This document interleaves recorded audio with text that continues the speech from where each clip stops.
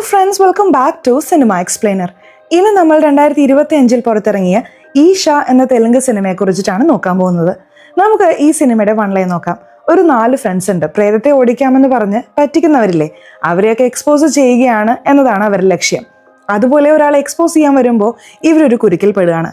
ആ കുരുക്കിൽ നിന്ന് അവർ പുറത്തു വന്നോ ഇല്ലയോ എന്ന് പറയുന്നതാണ് ഈ സിനിമയുടെ ബാക്കി കഥ.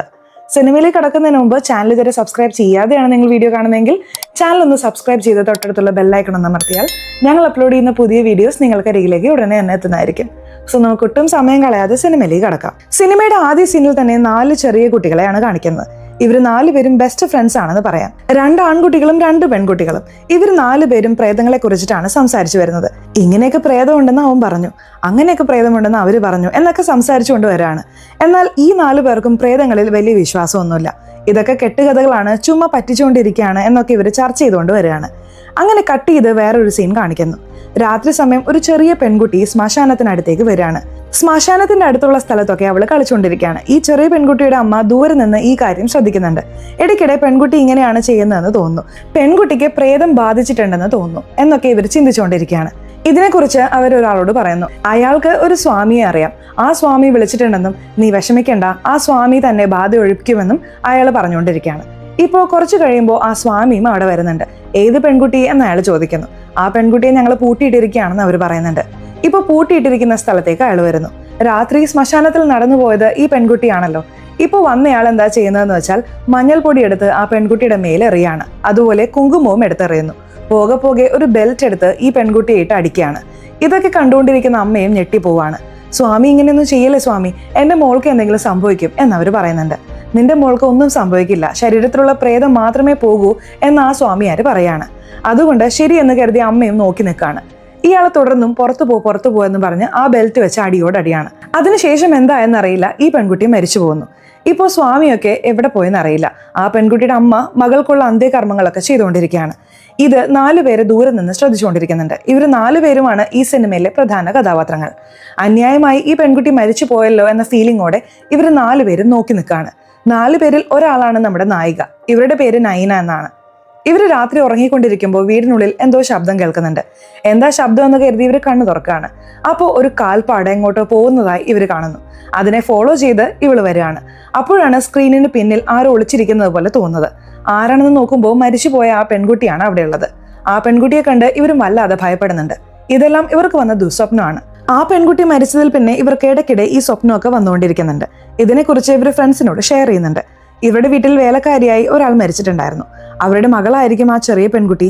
ആ ചെറിയ പെൺകുട്ടിക്ക് സ്ലീപ്പിംഗ് പ്രോബ്ലം ഉണ്ടായിരുന്നു. അതിനെ തെറ്റിദ്ധരിച്ചിട്ടാണ് സ്വാമി ബാധ ഒഴിപ്പിക്കുകയാണെന്ന് പറഞ്ഞ് അടിച്ചു കൊന്നത്. ആ അമ്മ സങ്കടപ്പെടുന്നത് കാണുമ്പോൾ എനിക്ക് വിഷമാവുന്നുണ്ട്. ഇതിന് പിന്നിലുള്ള ആ സ്വാമിയെ നമ്മൾ എക്സ്പോസ് ചെയ്യണം, ഇതുപോലുള്ള ആളുകളെ എക്സ്പോസ് ചെയ്യണം എന്ന് കൂട്ടുകാരോട് പറയാണ്. ശരി, എക്സ്പോസ് ചെയ്യാമെന്ന് എല്ലാവരും ഇവർക്ക് സപ്പോർട്ട് ചെയ്യുന്നതായി പറയുന്നു. ആ സ്വാമി ശരിക്കും ഫ്രോഡാണെന്ന് നമുക്ക് മനസ്സിലാവുന്നുണ്ട്. സ്വാമിക്ക് അസിസ്റ്റന്റ് പോലെ ഒരു വ്യക്തി ഉണ്ടായിരുന്നു. അയാൾ വഴി ആരൊക്കെ വന്നിട്ടുണ്ട്, ആർക്കൊക്കെ എന്തൊക്കെ പ്രശ്നങ്ങളാണുള്ളത് എന്നൊക്കെ ചോദിച്ചറിയും. ഇതുകൂടാതെ അടുത്ത് എന്തെങ്കിലും ആക്സിഡന്റ് ഒക്കെ നടന്നു എന്നും ചോദിച്ചു വെക്കുന്നുണ്ട്. ഇയാൾ ഇങ്ങനെ ചോദിച്ചു വെക്കുന്നത് ഇവർ 2 പേരും ഫോണിലൂടെ ക്യാപ്ചർ ചെയ്യുന്നുണ്ട്. അപ്പോൾ സ്വാമിക്ക് വേണ്ടപ്പെട്ടവർ അവിടെ വരുന്നു. ഇവിടെ എന്താ ചെയ്യുന്നതെന്ന് ചോദിക്കുകയാണ്. റെസ്റ്റ് റൂം യൂസ് ചെയ്യാൻ വന്നതാണെന്ന് പറഞ്ഞ് ഇവർ 2 പേരും തടിയൂരാണ്. ഇപ്പോൾ സ്വാമിയാർ എല്ലാവരെയും കണ്ട് സംസാരിക്കാൻ വരുന്നുണ്ട്. ഓരോരുത്തരോടും കഷ്ടപ്പാടുകൾ ചോദിക്കുന്നു.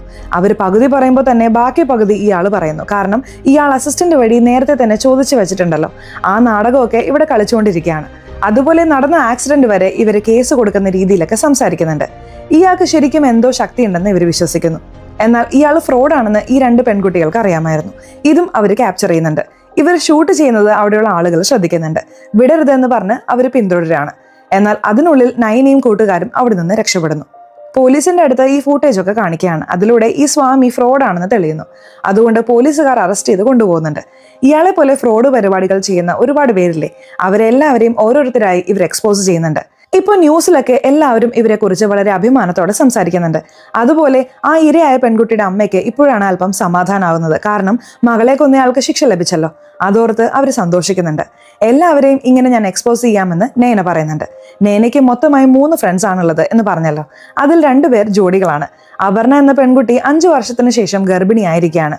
ആ സന്തോഷ വാർത്ത അവർ ഷെയർ ചെയ്യുന്നു. അപർണയുടെ ഭർത്താവിന്റെ പേര് വിനയ് എന്നാണ്. ഇവര് വിനയനെ സങ്കടത്തോടെ നോക്കാണ്. എന്താ പറ്റിയതെന്ന് നയന ചോദിക്കുമ്പോൾ അപർണ ഒരു കാര്യം പറയുന്നുണ്ട്. 5 വർഷം മുമ്പ് ഇവര് കല്യാണം കഴിച്ചപ്പോൾ വീട്ടുകാർ ഈ കല്യാണം അംഗീകരിച്ചിരുന്നില്ല. ഇതുവരെ വീട്ടുകാർ ഇറങ്ങി വന്ന് സംസാരിച്ചിട്ടില്ലല്ലോ എന്നോർത്ത് ഭയങ്കരമായി ഫീൽ ചെയ്യാണ്. നീ വിഷമിക്കണ്ട, കുട്ടി ജനിച്ചു കഴിയുമ്പോൾ അവർ തന്നെ വന്ന് കാണും, സംസാരിച്ച എല്ലാ പ്രോബ്ലം സോൾവ് ആകുമെന്ന് അപർണയെ ആശ്വസിപ്പിക്കുന്നു. ഇപ്പോൾ അപർണയുടെ ഭർത്താവ് വിനയ് നമ്മുടെ ഹീറോയുമായി സംസാരിക്കുകയാണ്. ഹീറോയുടെ പേര് കല്യാൺ എന്നാണ്. കല്യാൺ വൺ സൈഡായി നയനയെ പ്രേമിക്കുന്നുണ്ട്. ഇത് ഈ ഫ്രണ്ടിനും നന്നായിട്ട് അറിയാം. എത്ര നാള് നീ ഇങ്ങനെ സ്നേഹിച്ച് നടക്കും? നീ സ്നേഹിക്കുന്നത് എനിക്ക് നന്നായിട്ട് അറിയാം. വേഗം പോയി അവളോട് പ്രപ്പോസ് ചെയ്യാൻ അവൻ പറയാണ്. ഇവനും സമയം നോക്കി പ്രപ്പോസ് ചെയ്യാമെന്ന് വിചാരിക്കുന്നു. ചെറുപ്പത്തിൽ 4 കുട്ടികളെ കാണിച്ചില്ലേ, ആ 4 കുട്ടികൾ ഇവർ തന്നെയാണ്. തുടർന്ന് ഇവർ ചെയ്തുകൊണ്ടിരിക്കുന്ന ജോലിയൊക്കെ ചെയ്തുകൊണ്ടിരിക്കുകയാണ്. ഇപ്പൊ പുതുതായി ഒരു കേസ് ഇവരുടെ കണ്ണിൽ പെടുന്നു. അതെന്താണെന്ന് വെച്ചാൽ ഡോക്ടർ ആദിദേവ് എന്നൊരു വ്യക്തി ഉണ്ടായിരുന്നു. അയാൾ ഇപ്പോൾ ഒരു ഗ്രാമത്തിൽ ബാധ ഒഴിപ്പിക്കുന്ന പരിപാടികളൊക്കെ ചെയ്യുന്നുണ്ട്. ബാധ ഒഴിപ്പിക്കൽ തന്നെ ഫ്രോഡ് പരിപാടിയാണ്. ന്യൂറോ സർജൻ ആയിരുന്ന ആൾ ഇപ്പോൾ ബാധ ഒഴിപ്പിക്കുന്നുണ്ടെങ്കിൽ അതിലൂടെ ഒരുപാട് കാശ് ഉണ്ടാക്കുന്നുണ്ടെന്ന് തോന്നുന്നു. അയാളെ നമ്മൾ എങ്ങനെയെങ്കിലും എക്സ്പോസ് ചെയ്യണം എന്നൊക്കെ ഇവർ ചിന്തിക്കുകയാണ്. ഇപ്പോൾ ആദിദേവിനെ കുറിച്ച് അന്വേഷിക്കുമ്പോൾ അയാൾക്കൊരു ഭാര്യ ഉണ്ടായിരുന്നുവെന്നും ആ ഭാര്യ പ്രേതം ബാധിച്ച് മരിച്ചു പോയതാണെന്നും അറിയാൻ കഴിയുന്നു. എന്നാൽ ഇവരെന്താണ് ചിന്തിക്കുന്നതെന്ന് അറിയാമോ? ആദിദേവിനെ സംബന്ധിച്ച് ന്യൂറോ സർജൻ ആയതിനാൽ ഭാര്യയ്ക്ക് എന്തോ ഭ്രാന്ത് പിടിക്കുന്നത് പോലെ ആക്കി കൊന്നതാണെന്ന് തോന്നുന്നു. അവരുടെ സ്വത്തൊക്കെ എടുത്തു കാണും എന്നിവർ വിചാരിക്കുകയാണ്. അതിനുള്ള ഫൂട്ടേജ് ഉണ്ട്. ആ ഫൂട്ടേജ് ഇവർ നോക്കുന്നുണ്ട്. ആ ഭാര്യ പ്രേതം പിടിച്ചതുപോലെയൊക്കെ ചെയ്യുന്നുണ്ട്. ഒരു ഘട്ടത്തിൽ കത്തിയെടുത്ത് സ്വന്തം കഴുത്തറുത്ത് മരിക്കുകയാണ്. ഇതൊക്കെ കാണുന്ന അപർണയ്ക്ക് വളരെ പേടിയാവുന്നുണ്ട്. ഇപ്പോൾ ബാക്കിയുള്ളവർക്ക് ഉറപ്പാണ് ആദിദേവ് തന്നെയാണ് ഭാര്യ ഇങ്ങനെ ചെയ്യാൻ കാരണമെന്ന്. എന്തോ മരുന്ന് കൊടുത്ത് ഇങ്ങനെ ചെയ്യാൻ പ്രേരിപ്പിച്ചതാണെന്ന് തോന്നുന്നു. ഇപ്പോൾ ആ ഗ്രാമത്തിൽ ഒരുപാട് പേരെ പറ്റിച്ചുകൊണ്ടിരിക്കുകയാണ്. അവിടെ പോയി അയാളെ എക്സ്പോസ് ചെയ്യണം എന്നൊക്കെ സംസാരിക്കുന്നു. എന്നാൽ അപർണയ്ക്ക് ഇതിൽ വലിയ താല്പര്യമില്ല. എനിക്ക് പോകാൻ തോന്നുന്നില്ല എന്നൊക്കെ അവൾ പറയുന്നുണ്ട്. അല്ലല്ല അപർണ, തീർച്ചയായിട്ടും നമ്മൾ പോകണം, ഇയാളെ എക്സ്പോസ് ചെയ്യണം എന്നൊക്കെ പറഞ്ഞ് എല്ലാവരും അപർണയുടെ മനസ്സ് മാറ്റാൻ തുടങ്ങുന്നു. അപർണ വീണ്ടും വരുന്നില്ലെന്ന് പറഞ്ഞുകൊണ്ടിരിക്കുകയാണ്. അപ്പോൾ അവളുടെ ഭർത്താവ് വിനയ് ചോദിക്കുന്നുണ്ട്, ഒരുപക്ഷെ നമുക്ക് ജനിക്കാൻ പോകുന്ന കുട്ടി അവനാൽ ബാധിക്കപ്പെട്ടാൽ എന്തു ചെയ്യും? എന്തുകൊണ്ടാണ് അങ്ങനെ സംസാരിക്കുന്നതെന്ന് ചോദിച്ച് അവൾ പെട്ടെന്ന് ഭർത്താവിനെ അടിക്കുന്നു. അതിൽ അയാൾക്ക് കുറച്ച് ദേഷ്യം വരുന്നുണ്ട്. അതിനുശേഷം എല്ലാവരും സമാധാനമായി കാറെടുത്ത് അവിടെ നിന്നും പുറപ്പെടുന്നു. ഭർത്താവ് മാത്രം മിണ്ടാതിരിക്കുകയാണ്. ഇപ്പോൾ അങ്ങനെ കട്ട് ചെയ്ത് വേറൊരു ഫാമിലിയെ കാണിക്കുന്നുണ്ട്. ഒരു ഭർത്താവ്, ഭാര്യ, ഒരു മകൻ, ഇവർ 3 പേരെയാണ് കാണിക്കുന്നത്. ഭാര്യയുടെ പേര് പുണ്യവതി എന്നാണ്. ഇവർക്ക് മകനെ വലിയ ഇഷ്ടമാണ്. ഇപ്പോൾ മകനെ കൊഞ്ചിക്കുകയാണ്. ഒരു ഫംഗ്ഷന് വേണ്ടിയിട്ടാണ് ഇവർ 3 പേരും കൂടെ പുറപ്പെടുന്നത്. ഇപ്പോൾ രംഗ എന്നൊരാളെ കാണിക്കുന്നുണ്ട്. ഇയാൾ കാട്ടുവാസി വിഭാഗത്തിൽപ്പെട്ട ആളാണ്. ഇയാളുടെ മകൾക്ക് പ്രേതം ബാധിച്ചിട്ടുണ്ടെന്ന് തോന്നുന്നു. എന്റെ മകളെ പ്രേതം പിടിച്ചു, നീ തന്നെ രക്ഷിക്കണം എന്നൊക്കെ അയാൾ പ്രാർത്ഥിക്കുകയാണ്.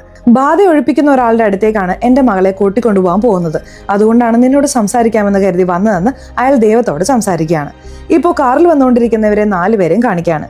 ഭാര്യയും സോറി പറഞ്ഞ് വിനയനോട് സംസാരിക്കാമെന്ന് വിചാരിക്കുന്നു. വിനയ് സംസാരിക്കുന്നില്ല. ഇതിനിടയിൽ നമ്മുടെ ഹീറോയിൻ അവന്റെ മേൽ വെള്ളമൊക്കെ ഒഴിച്ച് കളിക്കുകയാണ്. അങ്ങനെ ഒരു ഘട്ടത്തിൽ ഇവർ 4 പേരും കൂടെ കളിക്കാൻ തുടങ്ങുന്നു. ഇവർ കാറിൽ അധികം ശ്രദ്ധിക്കാതെ വരുമ്പോൾ എതിരെ ഒരു ബൈക്ക് വരുന്നുണ്ട്. ഇപ്പോൾ ഇവർ 2 പേരും ഒരു ടേണിങ്ങിൽ വെച്ച് മീറ്റ് ചെയ്യുന്നു. ഇവരുടെ കാർ അവരെ ഇടിക്കുന്നത് പോലെ പോയി പെട്ടെന്ന് വെട്ടിക്കുകയാണ്. നല്ല ഭാഗ്യത്തിന് ഇടിച്ചില്ലല്ലോ എന്ന് കരുതി ഇവരും പോകുന്നുണ്ട്. ആ ഭർത്താവും പെട്ടെന്ന് ബ്രേക്ക് പിടിക്കുന്നുണ്ട്. നിനക്കൊന്നും ആയില്ലല്ലോ എന്ന് മകനെ നോക്കി ചോദിക്കുന്നു. മകൻ നല്ലതുപോലെ തന്നെയുണ്ട്. ഇപ്പോൾ തിരിഞ്ഞ് ഭാര്യയോട് സംസാരിക്കാമെന്ന് വെച്ചാൽ ഭാര്യ അവിടെ കാണാനില്ല. മലമുകളിൽ നിന്ന് താഴേക്ക് വീണതാണെന്ന് അയാൾക്ക് മനസ്സിലാവുന്നു. ആ വഴി തന്നെയാണ് രംഗ വന്നുകൊണ്ടിരിക്കുന്നത്. അയാളും എന്താ സംഭവിച്ചതെന്ന് നോക്കുന്നുണ്ട്. ഈ ഭർത്താവിന് താഴേക്ക് ഇറങ്ങി പോകാൻ കഴിയില്ലല്ലോ, അതുകൊണ്ട് രംഗയാണ് നോക്കാനായി താഴേക്ക് ഇറങ്ങി വരുന്നത്. അയാൾ വന്ന് നോക്കുമ്പോൾ ഈ പുണ്യവതിയുടെ ജീവൻ പോകുന്നു. ജീവൻ പോയി സാർ എന്ന് രംഗ പറയുന്നുണ്ട്. രംഗയുടെ മകൾക്ക് പ്രേതം പിടിച്ചിട്ടുണ്ടല്ലോ, അതുകൊണ്ട് ഒരു സ്വാമിയെ കാണിക്കാൻ കൊണ്ടുവന്നിരിക്കുകയാണ്. ഇവിടെ സ്വാമിയായി ആരാണെന്ന് വെച്ചാൽ ആദിദേവ് എന്ന ഡോക്ടറെ കാണിച്ചില്ലേ, അയാളാണ് ഇവിടെ ബാധ ഒഴിപ്പിക്കുന്ന പരിപാടികളൊക്കെ നോക്കുന്നത്. എന്തോ ഒരു വസ്തു കഴിക്കാൻ കൊടുക്കുന്നുണ്ട്. അത് അവർ കഴിച്ചതിന് ശേഷം പിച്ചു നോക്കാണ്. അഴുകിയതുപോലെ ഉണ്ടെങ്കിൽ ശരീരത്തിൽ പ്രേതം ഉണ്ടെന്നും ഇല്ലെങ്കിൽ പ്രേതമില്ലെന്നും അർത്ഥമെന്ന് തോന്നുന്നു. അതിനനുസരിച്ചുള്ള ട്രീറ്റ്മെന്റ് ഒക്കെ ഇയാൾ ഇവിടെ നൽകുന്നുണ്ട്. ഇവർ 4 പേരും ആദിദേവുള്ള സ്ഥലം മനസ്സിലാക്കി അവിടെ വരാണ്. ഈ രീതിയിലാണ് എല്ലാവരെയും പറ്റിക്കുന്നത് എന്നൊക്കെ ദൂരെ നിന്ന് ശ്രദ്ധിക്കുന്നു. ഇവർ 4 പേരെയും യാദൃശികമായി ആ രംഗ കാണുന്നു. ഇപ്പോൾ രംഗയുടെ ശരീരത്തിൽ ആ പുണ്യവതിയുടെ ആത്മാവുണ്ട്. ഇപ്പോൾ ഭയങ്കര ദേഷ്യത്തിലുള്ള ആത്മാവാണല്ലോ ഇവരെ 4 പേരെയും ആക്രമിക്കാൻ വരുന്നു. ഇവർക്കൊന്നും മനസ്സിലാവുന്നില്ല എന്തിനാ ഞങ്ങളെ ആക്രമിക്കുന്നതെന്ന് അവർ ചിന്തിക്കുന്നുണ്ട്. അയാൾ ആക്രമിക്കുമ്പോൾ കറക്റ്റായി ആദിദേവ് വന്ന് തടഞ്ഞ് രക്ഷിക്കുന്നു. ഇപ്പോൾ ആദിദേവ് ചോദിക്കുന്നുണ്ട്, നിങ്ങൾ 4 പേരും ആരാണ്, ഇവിടെ എന്താണ് ചെയ്യുന്നത്? ഇവർ 4 പേരും അവരെ കുറിച്ച് പറയാണ്. നിങ്ങൾ മോശപ്പെട്ടവനാണെന്ന് ഞങ്ങൾക്കറിയാം. നിങ്ങളുടെ ഭാര്യയെ കൊന്നിട്ട് ഇപ്പോൾ സ്വാമിയെ പോലെ എല്ലാവരെയും പറ്റിക്കുകയാണ്. അതൊക്കെ മനസ്സിലാക്കി എക്സ്പോസ് ചെയ്യാനാണ് ഞങ്ങൾ വന്നതെന്ന് പറയുന്നു. അതിന് ഇയാൾ പറയുന്നുണ്ട്, ഒരു കാലത്ത് ഞാൻ ഡോക്ടർ ആയിരുന്നത് സത്യമാണ്. പ്രേതം പിശാചൊന്നും ഇല്ലെന്ന് ഞാനും വിചാരിച്ചിരുന്നു. എന്നാൽ എൻ്റെ ഭാര്യയ്ക്ക് തന്നെ പ്രേതം പിടിച്ച് മരിക്കുന്നത് കണ്ടപ്പോഴാണ് എനിക്കിതിൽ വിശ്വാസം വന്നത്. ശരിക്കും പ്രേതവും പിശാചും ഒക്കെ ഉണ്ട്.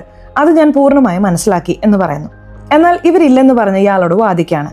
വേണമെങ്കിൽ നമുക്കൊരു ചലഞ്ച് വെക്കാം എന്നൊക്കെ സംസാരിക്കുന്നുണ്ട്.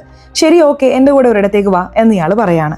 എവിടേക്കാണെങ്കിലും വരാൻ ഞങ്ങൾ തയ്യാറാണ് എന്ന് ഇവരും പറയുന്നു. ഈ ആദിദേവ് സ്വാമി ആയതുകൊണ്ട് ഒരുപാട് സ്ഥലത്ത് ബാധ ഒഴിപ്പിക്കുമല്ലോ, അങ്ങനെ ഒരു വീട്ടിലേക്കാണ് ഇവരെ കൊണ്ടുവന്നിട്ടുള്ളത്. ഇവിടെ ബാധ ഒഴിപ്പിക്കൽ നടക്കുകയാണെന്ന് തോന്നുന്നു. ഈ കുടുംബത്തെക്കുറിച്ച് ഞാൻ പറയാമെന്ന് പറഞ്ഞ് തുടങ്ങുന്നു. ഈ കുടുംബത്തിലെ ഒരാൾക്ക് മെന്റൽ പ്രോബ്ലം ഉണ്ടായിരുന്നു. എല്ലാവരെയും കൊന്നിട്ട് അവനും ചത്തുപോയി. അതുകൊണ്ട് ഈ സ്ഥലത്ത് നിങ്ങൾക്ക് കഴിയുമെങ്കിൽ 3 ദിവസം നിന്ന് കാണിക്കുക എന്ന് അയാൾ പറയുന്നു. ഇവരെല്ലാവരും കുറച്ച് ധൈര്യത്തോടെ ഞങ്ങളൊക്കെ തീർച്ചയായിട്ടും നിൽക്കും എന്ന് പറയുന്നു. ഈ 3 ദിവസം ഈ വീട്ടിൽ നിന്ന് പോകരുത്, എന്തെങ്കിലും അപകടം വരുമെന്നൊക്കെ അയാൾ പറയുന്നുണ്ട്. അതൊക്കെ ഞങ്ങൾ നോക്കിക്കോളാം, 3 ദിവസത്തിനുള്ളിൽ ഞങ്ങൾ പ്രേതത്തെ കണ്ടില്ലെങ്കിൽ നിങ്ങൾ ഫ്രോഡാണെന്ന് സമ്മതിക്കണം എന്ന് പറയുന്നു. അയാളും ശരിയെന്ന് സമ്മതിക്കുന്നു. അയാളുടെ കുറച്ച് ആളുകൾ അവിടെ നിന്നിട്ടുണ്ടായിരുന്നു. ഈ വീട്ടിൽ ബാധ ഒഴിപ്പിക്കുന്ന പരിപാടികളൊക്കെ നോക്കിയിട്ടുണ്ടായിരുന്നു. നമുക്ക് പോവാന്ന് പറഞ്ഞ് ആളുകളെയും കൂട്ടി അയാൾ പോവാണ്. ഈ ഡീലിന് ഹീറോയാണ് വലിയ ഓക്കെ പറഞ്ഞത്. എന്നാൽ അപർണയ്ക്ക് ചെറിയ പേടിയുണ്ട്. ഇപ്പൊ പേടിച്ചുകൊണ്ട് തന്നെയാണ് അപർണ നടക്കുന്നത്. വീട്ടിൽ ഒരാൾ എല്ലാവരെയും കൊന്നു എന്ന് പറഞ്ഞല്ലോ, അതുപോലെ ഒരാൾ കൊല്ലുന്നത് പോലെ അവൾക്ക് തോന്നുകയാണ്. അവളും ചെറുതായി ഭയക്കുന്നുണ്ട്. ഇപ്പോൾ കരിഞ്ഞ മണം ഇവക്ക് വരുന്നുണ്ട്. ഭർത്താവായ വിനയനോട് കരിഞ്ഞ മണം വരുന്നുണ്ടെന്ന് പറയാണ്. അങ്ങനെ ഒരു മണവുമില്ല, നീ ആവശ്യമില്ലാതെ ചിന്തിക്കല്ലേ എന്ന് പറഞ്ഞ് അയാൾ ഭാര്യയെ ആശ്വസിപ്പിക്കുന്നു. ഇപ്പോൾ നായിക പുറത്തു വന്ന് നിൽക്കുകയാണ്. ഇവിടെ എന്താ ചെയ്യുന്നതെന്ന് ഹീറോ ചോദിക്കുന്നുണ്ട്. അതിനവൾ പറയുന്നുണ്ട്, അയാൾ പുറത്തേക്ക് പോരെന്ന് പറഞ്ഞില്ലേ, അതുകൊണ്ടാണ് വാശിക്ക് വന്നതെന്ന്. പെട്ടെന്ന് നോക്കുമ്പോൾ ഒരു കാക്ക ഇവരെ ആക്രമിക്കുന്നത് പോലെ വരികയാണ്. ചുറ്റുള്ള വവ്വാലുകളൊക്കെ ആക്രമിക്കാൻ വരുന്നു. ഇവർക്കൊന്നും മനസ്സിലാവുന്നില്ല. അതുപോലെ ആകാശത്ത് വിചിത്രമായി എന്തോ കാണുന്നുണ്ട്. എന്താ വിചിത്രമായി കാണുന്നതെന്ന് അത്ഭുതത്തോടെ നോക്കാണ്. ആ രംഗയുടെ ശരീരത്തിൽ എന്തോ ആത്മാവുണ്ട്, അതാണ് ആക്രമിക്കാൻ ശ്രമിക്കുന്നതെന്ന് ആദിദേവിന് മനസ്സിലാവുന്നു. ഇപ്പോൾ ആ ആത്മാവിനോട് സംസാരിക്കാനേ വരാണ്. ആരാ നീ, പറ എന്ന് ചോദിക്കുകയാണ്. ഞാൻ പുണ്യവതി എന്ന് പറഞ്ഞ് അവരും നടന്ന കാര്യങ്ങൾ പറയാണ്. സന്തോഷായി ഭർത്താവിന്റെയും മകന്റെയും കൂടെ പോയതാണ്. അവരങ്ങനെ ചെയ്തതുകൊണ്ടാണ് ഞാൻ മരിച്ചത്, അതുകൊണ്ടാണ് അവർ ആക്രമിക്കാൻ പോയത് എന്നൊക്കെ ഇയാൾ പറയുന്നുണ്ട്. അതായത് ശരീരത്തിലുള്ള പ്രേതം പറയുന്നു. ഇതെല്ലാം മനസ്സിലാക്കി ഇയാളും അവിടെ നിന്ന് പോവാണ്. അപർണയും ഭർത്താവും കിടന്നുറങ്ങുമായിരുന്നു. എന്തോ സ്മെൽ വരുന്നത് പോലെ തോന്നിയ അപർണ നോക്കാനായി പുറത്തേക്ക് വരികയാണ്. കരിഞ്ഞ പോലത്തെ സ്മെല്ലാണ് വരുന്നത്. പെട്ടെന്ന് ഉള്ളിൽ നിന്നാണ് സ്മെല്ല് വരുന്നത്. തിരിഞ്ഞ് അവൾ ഉള്ളിലേക്ക് വരികയാണ്. നോക്കുമ്പോൾ ഭർത്താവിന്റെ അടുത്ത് കരിഞ്ഞ നിലയിൽ ആരോ ഇരിക്കുന്നു. ആരുടേത്, പ്രേതം ഇരിക്കുന്നല്ലോ എന്നവൾ ഞെട്ടലോടെ നോക്കുകയാണ്. ഇപ്പോൾ അവള് ഭയന്ന് ഉറക്കെ കരയുന്നു. അവൾ നിലവിളിക്കുന്നത് കേട്ട് കൂട്ടുകാരെല്ലാവരും അങ്ങോട്ടേക്ക് വരികയാണ്. എന്താ പ്രശ്നമെന്ന് ചോദിക്കുന്നുണ്ട്.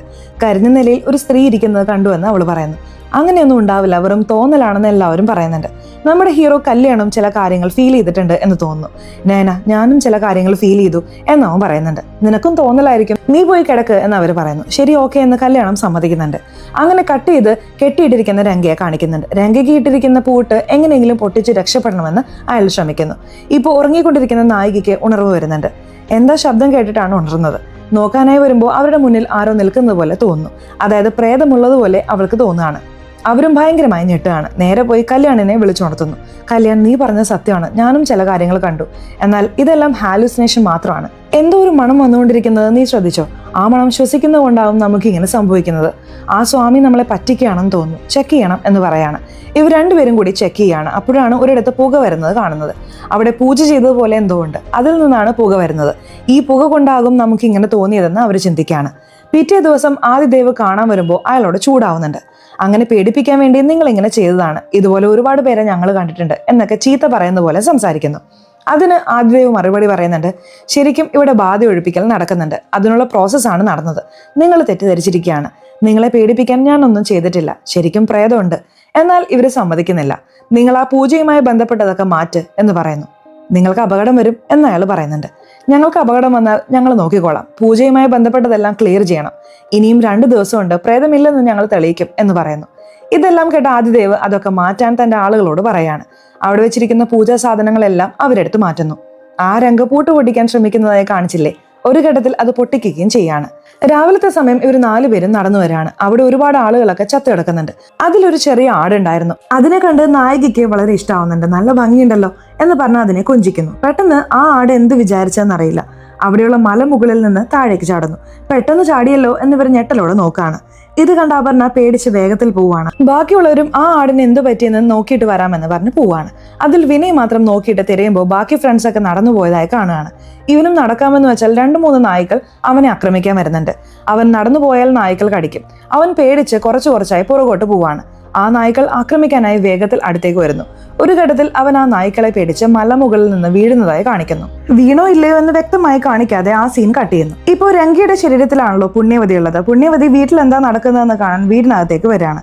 താൻ മരിച്ചു പോയതിനാൽ ഭർത്താവ് എല്ലാ കാര്യങ്ങളും ചെയ്യുന്നത് കാണുന്നു. വളരെ സങ്കടത്തിൽ ഭർത്താവ് ഇരിക്കുന്നത് അവർ കാണുകയാണ്. അവരും മകനെ കാണണമെന്ന് വിചാരിക്കുന്നു. മകൻ വീട്ടിലാണ് കിടക്കുന്നത്. അവരും മകന്റെ അടുത്ത് വന്ന് അവനെ എടുത്തൊക്കെ നോക്കുന്നുണ്ട്. എന്നാൽ മകൻ പേടിച്ച് കരയാൻ തുടങ്ങുന്നു. ഇപ്പോൾ സ്വന്തക്കാരൊക്കെ എന്താ പ്രശ്നമെന്ന് നോക്കാൻ വരികയാണ്. ഇയാൾ ആരാണെന്ന് സ്വന്തക്കാർക്ക് അറിയില്ലല്ലോ. ആരാടാ നീ, കുട്ടി എടുക്കാൻ നോക്കുന്നു, മര്യാദയ്ക്ക് ഇവിടുന്ന് പോടാ എന്നൊക്കെ പറഞ്ഞ് അടിക്കുകയാണ്. ഞാനാണ് പുണ്യവതി എന്ന് മനസ്സിലാക്കിക്കാൻ അയാൾ ശ്രമിക്കുന്നു. ആരും കേൾക്കുന്ന മട്ടില്ല. ആദ്യം ഇവിടുന്ന് പോവെന്ന് പറഞ്ഞ് അടിച്ചു പറഞ്ഞയക്കുന്നു. ആ വിനയ് വീണതുപോലെയാണല്ലോ കാണിച്ചത്. എന്നാൽ കുറച്ചു കഴിയുമ്പോൾ വിനയ് തിരിച്ച് റൂമിലേക്ക് വരികയാണ്. ഇപ്പോൾ അപർണ വളരെ പേടിച്ചിരിക്കുകയാണ്. എനിക്കിനി ഇവിടെ നിൽക്കാൻ കഴിയില്ല, നമുക്ക് രണ്ടുപേർക്കും പോകാം എന്നവള് പറയാണ്. ഇനി ഒരു ദിവസമല്ലേ അപർണ ഉള്ളൂ, ഒരു ദിവസം കൂടി നിന്നിട്ട് പോവാം എന്നയാളും കുറച്ച് വിചിത്രമായി സംസാരിക്കുന്നു. ഇവർ രണ്ടുപേരും സംസാരിക്കുമ്പോൾ ബാക്കി രണ്ടുപേർ അവിടെ വരികയാണ്. ഇതെല്ലാം ആ സ്വാമിയുടെ പ്ലാൻ ആണെന്ന് നായിക പറയുന്നു. എന്നാൽ അപർണ പറയുന്നുണ്ട്, നീ മുത്തം കൊടുത്ത ആട് പോയി ചാടിയില്ലേ, ഇതിനും സ്വാമിക്കും തമ്മിൽ എന്തോ ബന്ധം, എന്തോ കുഴപ്പമുണ്ട്, എന്റെ കൂടെ വാ എന്ന് പറയാണ്. ഞങ്ങൾക്ക് വരാൻ കഴിയില്ലെന്ന് 3 പേരും പറയാണ്. നീയെങ്കിലും വാ എന്നവൾ വിനയനോട് ചോദിക്കുകയാണ്. വിനയ് വരുന്ന മട്ടില്ല. ശരി, ഞാൻ മാത്രം പോകുന്നെന്ന് പറഞ്ഞ് അവിടെ നിന്ന് ഇറങ്ങാൻ നോക്കുമ്പോൾ പെട്ടെന്ന് ആ രംഗ ഉള്ളിലേക്ക് വരുന്നു. ആരവനെന്ന് ഇവർ നോക്കുകയാണ്. കാരണം ഇവർക്ക് രംഗയെ അറിയില്ലല്ലോ. എന്നാൽ രംഗയുടെ ശരീരത്തിൽ പുണ്യവതി ഉണ്ടല്ലോ. ഇവർ 4 പേരെയും വിടരുത് എന്ന് കരുതി പിന്തുടരാൻ തുടങ്ങുന്നു. ഇഷ്ടത്തിന് ആക്രമിക്കുന്നുണ്ട്. ഇവർ 4 പേരും പേടിച്ച് അവിടെ നിന്ന് ഓടുന്നു. 2 പേര് വീതം മാറി മാറി ഒളിക്കുകയാണ്. എന്നാൽ അയാൾ കണ്ടുപിടിച്ച് ആക്രമിക്കാൻ വരുന്നു. അപ്പോഴാണ് ആദിദേവ് അവിടേക്ക് വരുന്നത്. ശരീരത്തിലുള്ള പ്രേതത്തെ കൺട്രോൾ ചെയ്യാൻ തുടങ്ങുകയാണ്. ഒരു ഘട്ടത്തിൽ കൺട്രോൾ ചെയ്യുകയും ചെയ്യുന്നുണ്ട്. ഇതൊക്കെ കാണുന്ന ഈ 4 പേരും വിചാരിക്കുന്നത് ആദിദേവ് തന്നെയാണ് ഈ കാര്യങ്ങൾ ചെയ്തതെന്നും നമ്മളെ പേടിപ്പിക്കാൻ വേണ്ടി ചെയ്തതെന്നുമാണ്.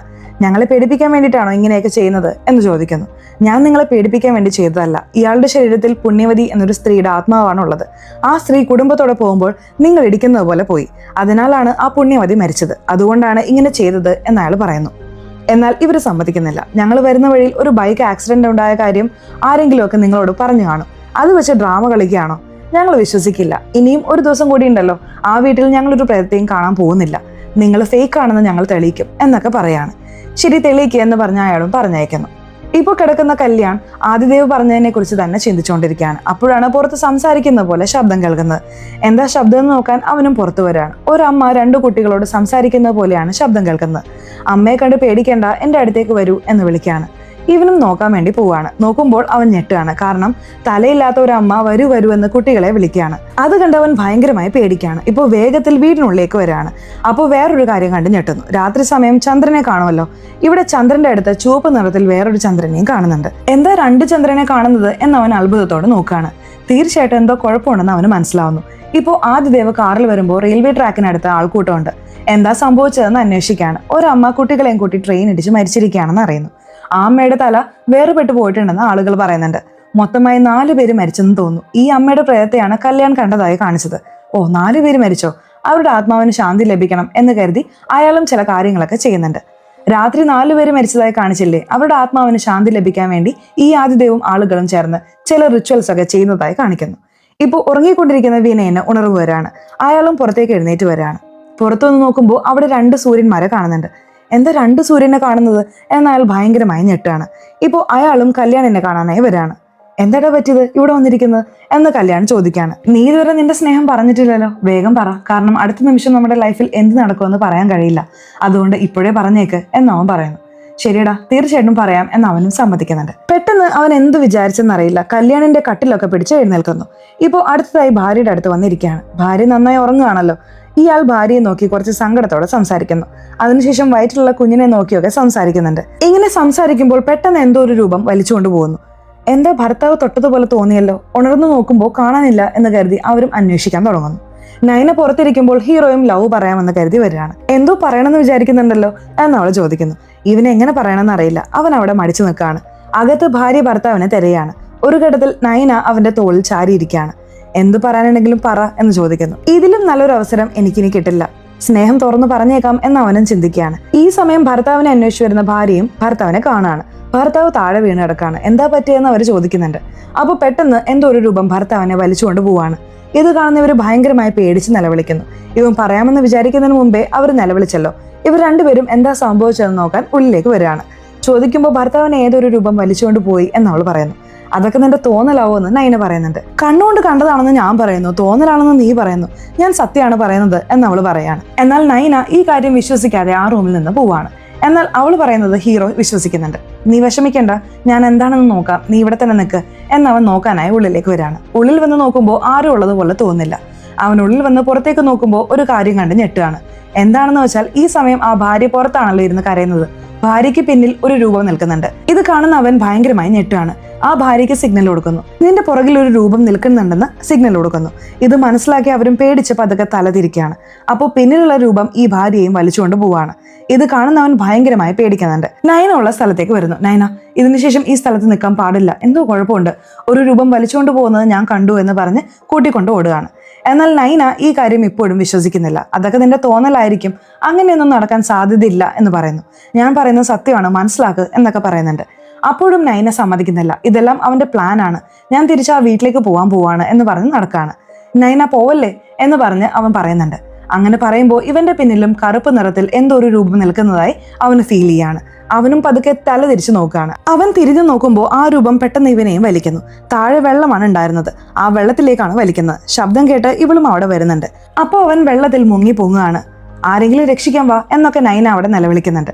അപ്പോൾ കറക്റ്റായി ആ സ്ഥലത്തേക്ക് ആദിദേവ് വരുന്നു. അവൻ വെള്ളത്തിലാണ്, രക്ഷിക്കുക എന്നൊക്കെ പറയുന്നുണ്ട്. ഇയാൾ യാതൊന്നും ചെയ്യാതെ നിൽക്കുകയാണ്. ഞാൻ നിങ്ങളോട് എതിർത്ത് സംസാരിച്ചതൊക്കെ തെറ്റാണ്, അവനിപ്പോൾ കുടുങ്ങിയിരിക്കുകയാണ്, നിങ്ങളുടെ ഈഗോയൊക്കെ മാറ്റിവെച്ച് രക്ഷിക്ക് എന്നൊക്കെ കാലിൽ വീണ് കെഞ്ചാണ്. എന്നാൽ ഇയാൾ രക്ഷിക്കാൻ യാതൊരു ശ്രമവും നടത്തുന്നില്ല. കയ്യിലുള്ള ഭസ്മം എടുത്ത് അവിടെ ഇട്ടുകൊണ്ടിരിക്കുകയാണ്. അന്ത്യകർമ്മങ്ങൾക്ക് ചെയ്യല്ലോ, അതുപോലെ കാര്യങ്ങളൊക്കെ ചെയ്തുകൊണ്ടിരിക്കുകയാണ്. ഇയാൾ എന്തിനാണ് ഇങ്ങനെയൊക്കെ ചെയ്യുന്നതെന്ന് അവളും ചിന്തിക്കുന്നുണ്ട്. ആ 3 പേരുടെ ആത്മാവും ശാന്തി അടഞ്ഞു. ഇനി നിന്റെ ആത്മാവ് മാത്രമേ ശാന്തി അടയാനുള്ളൂ എന്നയാൾ പറയുന്നു. ഇവർ മരിച്ചു പോയതുപോലെ സംസാരിക്കുന്നു. ഞാനിപ്പോഴും ജീവനോടെ ഉണ്ട്, എന്തിനെങ്ങനെ സംസാരിക്കുന്നത് എന്ന് ചോദിക്കുന്നു. അല്ല, നീ മരിച്ചുപോയി എന്നൊരു കാര്യം പറയുന്നു. സത്യത്തിൽ ഇവർ കാറിൽ ആക്സിഡന്റ് ആകാത്തതുപോലെയാണല്ലോ കാണിച്ചത്. ഇവർ കാറ് വെട്ടിച്ചതുകൊണ്ട് മലമുകളിൽ നിന്ന് താഴേക്ക് വീണിട്ടുണ്ടായിരുന്നു. അപ്പോൾ തന്നെ ഇവർ 4 പേരും മരിച്ചിട്ടുണ്ടായിരുന്നു. ഇപ്പോഴും ഇത് കേൾക്കുന്ന നൈന വിശ്വസിക്കുന്നില്ല. നിങ്ങൾ പറ്റിക്കുകയാണ്, ഞങ്ങൾ ജീവനോടെ തന്നെയുണ്ട്, നിങ്ങൾ കള്ളം പറയാണ് എന്ന് പറയുന്നു. ഞാൻ സത്യമാണ് പറയുന്നത്, നിങ്ങൾ 4 പേരും അപ്പോഴേ മരിച്ചുപോയി എന്നയാൾ പറയുന്നു. അവർ മരിച്ച കാര്യം നമ്മളെയും കാണിക്കുന്നുണ്ട്. കാരണം 4 പേരും പെടഞ്ഞ് അവിടെ മരിച്ചിട്ടുണ്ടായിരുന്നു. 2 ചന്ദ്രന്മാരെയും 2 സൂര്യന്മാരെയും കണ്ടില്ലേ, അതിനൊക്കെ കാരണം ഇതാണ്. ഇയാളും അത് മനസ്സിലാക്കിച്ചു കൊടുക്കുന്നുണ്ട്. ഇതിനു പുറമെ അപർണ ഒരു പ്രേതത്തെ കണ്ട് പേടിച്ചില്ലേ, ആ സ്ഥലത്ത് പ്രേതം പോലെ ഇരുന്നത് അപർണ തന്നെയാണ്. ഇവർ 4 പേരും കാറ് കത്തി കുറച്ച് കരിഞ്ഞു പോയിട്ടുണ്ടായിരുന്നു. അതിലും പ്രത്യേകിച്ച് അപർണ വളരെ കരിഞ്ഞു പോയിട്ടുണ്ടായിരുന്നു. ആ സ്മെല്ലാണ് അവൾക്ക് വന്നതായി കാണിച്ചത്. ഇവർ 4 പേരും ആ ആക്സിഡന്റിൽ നിന്ന് രക്ഷപ്പെട്ടെന്ന് നമ്മളെ വിശ്വസിപ്പിച്ചതാണ്. യഥാർത്ഥത്തിൽ ആ ആക്സിഡന്റിൽ ഇവർ 4 പേരും മരിച്ചു പോയിട്ടുണ്ടായിരുന്നു. ഇവർ 4 പേരും ആദിദേവനെ കാണാൻ വരുമ്പോൾ തന്നെ പ്രേതമായി മാറിയിട്ടുണ്ടായിരുന്നു. തുടക്കം മുതലേ നമ്മൾ പ്രേതത്തോടാണ് സംസാരിക്കുന്നതെന്ന് ആദിദേവന് നന്നായി അറിയാമായിരുന്നു. ഇപ്പോൾ അവളും പ്രേതമായതുകൊണ്ട് പ്രേതവും പിശാചും ഒക്കെ ഉണ്ടെന്ന് നയനയും അംഗീകരിച്ചു തുടങ്ങുന്നു. മരിച്ചു പോയിട്ട് 3 ദിവസം മാത്രമേ നിങ്ങൾക്ക് ഇവിടെ നിൽക്കാൻ കഴിയൂ എന്നൊക്കെ അയാൾ പറയാണ്. എനിക്ക് എൻ്റെ മാതാപിതാക്കളെ കാണാൻ കഴിയുമോ എന്ന് അവൾ ചോദിക്കുന്നുണ്ട്. ഇന്ന് നിനക്കുള്ള അന്ത്യകർമ്മങ്ങൾ ചെയ്യാൻ പോവാണ്, 3-ാം ദിവസത്തെ കർമ്മങ്ങൾ ചെയ്യാൻ പോവാണ്, കൊണ്ടുപോകാമെന്ന് പറഞ്ഞ് അയാളും കൊണ്ടുപോകുന്നു. ഇവിടെ സ്വന്തക്കാരെല്ലാം അവിടെയുണ്ട്. ഇവർക്ക് ചെയ്യേണ്ട എല്ലാ കാര്യങ്ങളും അവിടെ വെച്ച് ചെയ്യുന്നുണ്ട്. ഇതെല്ലാം ദൂരെ നിന്ന് നയനയും നോക്കി നിൽക്കുകയാണ്. ഈ ആദിദേവ് 4 പേരുടെ ആത്മാക്കൾക്ക് ശാന്തി ലഭിക്കണമെന്ന് പറഞ്ഞ് പൂജ ചെയ്തില്ലേ, അത് രാത്രി നടന്ന ആക്സിഡന്റിന് വേണ്ടിയാണെന്ന് നമ്മളെ വിശ്വസിപ്പിച്ചതാണ്. യഥാർത്ഥത്തിൽ ഇവർ 4 പേർക്ക് വേണ്ടിയായിരിക്കും ആ പൂജ അയാൾ ചെയ്തത്. ഇവരെല്ലാവരും കറുപ്പ് നിറത്തിൽ ഒരു രൂപത്തെ കണ്ടില്ലേ, അയാളാണ് കൂട്ടിക്കൊണ്ടുപോകാൻ വരുന്നയാൾ. ഒരാൾ മരിച്ചാൽ 3 ദിവസത്തിനുള്ളിൽ അവരുടെ ആത്മാവിനെ കൂട്ടിക്കൊണ്ടുപോകാൻ അയാൾ വരുമെന്ന് തോന്നുന്നു. അതുപോലെ തന്നെയാണ് സുഹൃത്തുക്കളുടെ ഓരോരുത്തരുടെയും ആത്മാവിനെ അയാൾ കൊണ്ടുപോയത്. ഇപ്പോൾ അടുത്തടുത്തായി നീയും പോകണം എന്നൊക്കെ ഇയാൾ പറയാണ്. എന്നാൽ അവൾ, എനിക്ക് പോകാതിരിക്കാൻ കഴിയുമോ, ഞാൻ ഇവിടെ തന്നെ നിൽക്കാം, പോവാൻ എനിക്ക് താല്പര്യമില്ല എന്നൊക്കെ പറയുന്നു. ഒന്നും ചെയ്യാൻ കഴിയില്ല, 3 ദിവസം കഴിഞ്ഞു, നീ തീർച്ചയായിട്ടും പോയേ തീരൂ എന്നയാൾ പറയുന്നു. ഇപ്പോൾ ഇവർക്ക് മോക്ഷം കൊടുക്കുന്ന പോലെ ഭസ്മമൊക്കെ മേല് പുരട്ടി അവിടെ നിന്ന് പോകാൻ തുടങ്ങുന്നു. നൈനയ്ക്ക് അന്ന് ആകാശത്ത് എന്തോ കണ്ടില്ലേ, അതുപോലെ ഇപ്പോഴും കണ്ടുകൊണ്ടിരിക്കുകയാണ്. ഇപ്പോൾ പെട്ടെന്ന് നൈന പറയുന്നുണ്ട്, എനിക്ക് തിരിച്ചു പോകാൻ കഴിയില്ല, ഞാൻ എങ്ങനെയെങ്കിലും ഈ സ്ഥലത്ത് തന്നെ നിൽക്കും എന്നൊക്കെ പറയാണ്. ഇത് കേട്ട് നടന്നു പോകുന്ന ആദിദേവും കുറച്ച് ഞെട്ടുന്നു. എന്താ ഇവൾ ഇങ്ങനെ പറയുന്നതെന്ന് തിരിഞ്ഞു നോക്കുകയാണ്. ഇതോടുകൂടി അവസാനിക്കുന്നില്ല. ഇതിനുശേഷം കഥയുണ്ടെന്ന് കാണിച്ച് നമുക്ക് സിനിമയുടെ കഥ അവസാനിപ്പിക്കുന്നു. സിനിമ എങ്ങനെയുണ്ടായിരുന്നു, ഇഷ്ടപ്പെട്ടോ? സിനിമയെക്കുറിച്ചുള്ള നിങ്ങളുടെ അഭിപ്രായങ്ങൾ തീർച്ചയായിട്ടും കമന്റ് ബോക്സിൽ അറിയിക്കണേ. മാത്രമല്ല, ചാനൽ ഇതുവരെ സബ്സ്ക്രൈബ് ചെയ്തിട്ടില്ലെങ്കിൽ ചാനൽ ഒന്ന് സബ്സ്ക്രൈബ് ചെയ്ത് ഈ വീഡിയോ ഇഷ്ടപ്പെട്ടാൽ തീർച്ചയായിട്ടും ലൈക്ക് കൂടെ തരാൻ മറക്കല്ലേ. സോ ഇനി അടുത്തൊരു വീഡിയോയിൽ കാണുന്നതുവരെ ബൈ.